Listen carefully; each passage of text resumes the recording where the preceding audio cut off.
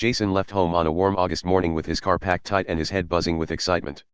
College had always been a distant idea, a place where interesting things happened to other people. Now it was happening to him. He planned on studying physics, drawn by the promise that the universe could be understood through equations and careful reasoning. The first months of college passed in a blur of lectures, problem sets, and late nights in the dorm lounge. Jason met people from backgrounds wildly different from his own.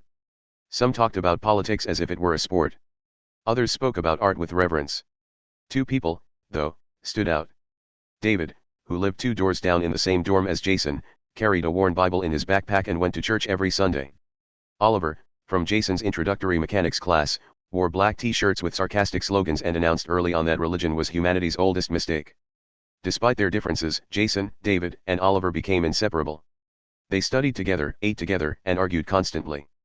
The arguments usually circled back to God. David spoke calmly about fine-tuning, morality, and reports of miracles. Oliver countered with multiverse theories, the problem of evil, and psychological explanations for belief. Their debates were friendly but intense, often drawing small audiences in the dorm common room. Jason usually listened. He realized, to his surprise, that both sides had some pretty good points. Before college, he had never seriously considered whether God was real. At home, beliefs such as heaven, hell, and salvation were neither enforced nor criticized, but simply brushed aside. But now, hearing David and Oliver clash, Jason felt a growing sense of urgency. If God existed, that fact mattered more than any exam or career plan. It had eternal implications not just for him, but for David, Oliver, everyone he knew, and everyone he'd never met. If God did not exist, that too changed everything. The question suddenly felt too important to ignore. Jason did what he always did when faced with uncertainty. He went online. He read philosophy blogs, watched debates, and downloaded papers. He expected to quickly arrive at the truth, but for every argument that seemed decisive, he found a rebuttal that sounded equally convincing. Cosmological arguments faced objections. Objections faced replies. Moral arguments tangled with evolutionary explanations. The list kept growing, yet clarity never arrived. One night in November, bleary-eyed at his desk, Jason had an idea. If science could use probability and Bayesian reasoning to update beliefs based on evidence, why not theology? He created a spreadsheet and began listing arguments as pieces of evidence, assigning likelihoods, and updating his prior assumptions. He even added hundreds of branches for different ontological cases and adjusted for the possibility that his entire framework was flawed. Cell A1, highlighted in yellow, was labeled P, God, the probability of God's existence. The project consumed him. For weeks, he stayed up past midnight, coffee cups piling up beside his laptop. He cataloged 78 arguments, each with subarguments and counterarguments. He tweaked numbers, reran calculations, and tried to be ruthlessly honest. When he looked at the final value, his heart raced. P, God, equaled 0.62. Slightly more likely than not. Jason showed the spreadsheet to David and Oliver over lunch. David studied it carefully, nodding. He praised Jason's thoroughness and persistence, but reminded him that faith was more than math, and that God could not be reduced to a formula. Oliver schemed the sheets, scoffed, and declared that there had to be an error somewhere, but admitted he did not have time to audit every calculation. Still, the number mattered to Jason. If God probably existed, then acting as if God existed seemed reasonable. He started praying at night, awkwardly at first, unsure who, if anyone, was listening. He went with David to church and felt a strange mix of comfort and skepticism as he sat in the pews. He told himself he was following the evidence.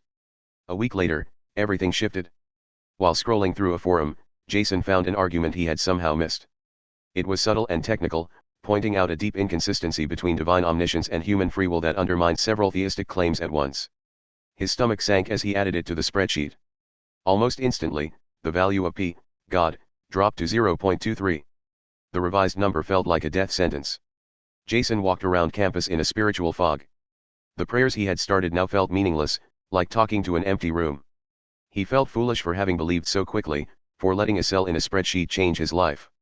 He skipped church that Sunday and avoided David's questions. The world had been stripped of a meaning he had only just begun to feel. If you're enjoying this story, please subscribe, hit the like button, and prayerfully consider supporting Brain Renewal at patreon.com/brainrenewal. A few days later, standing under the hot spray of the dorm shower, still devastated, Jason's mind wandered. Without a screen in front of him, the arguments twisted and turned in his head. Suddenly, he realized there was a flaw in one of the major atheistic arguments he had weighted heavily. It relied on a subtle assumption he had previously taken for granted. Excited, he rushed back to his room, towel half falling, and adjusted the spreadsheet. The new number appeared. P, God, was now 0.75, even higher than before. Jason laughed out loud in a burst of joy that surprised even him. He felt light, grateful, almost triumphant. He whispered a thank you to God, who now probably existed again, for the insight. But as that feeling settled, another thought crept in. If his belief could swing so wildly based on a single adjustment, what did that say about his overall method? The value was not converging as it should have, but oscillating wildly. Maybe his method of quantifying P, God, was flawed, or maybe God's existence could not be quantified at all. He talked to David and Oliver again that evening. David listened and said gently that reason could point the way, but faith had to carry him the rest of the distance. Oliver shrugged and repeated his favorite point. If God were real, he would make it obvious instead of hiding behind arguments and probabilities. Jason noted, wearily, that he had already taken that argument into account in the spreadsheet. Alone in his room later that night, Jason closed his laptop, turned off the lights, and sat on his bed in silence. He did not open the spreadsheet, but folded his hands, bowed his head into his pillow, and prayed. Lord, thank you for helping me believe in you, at least for this moment.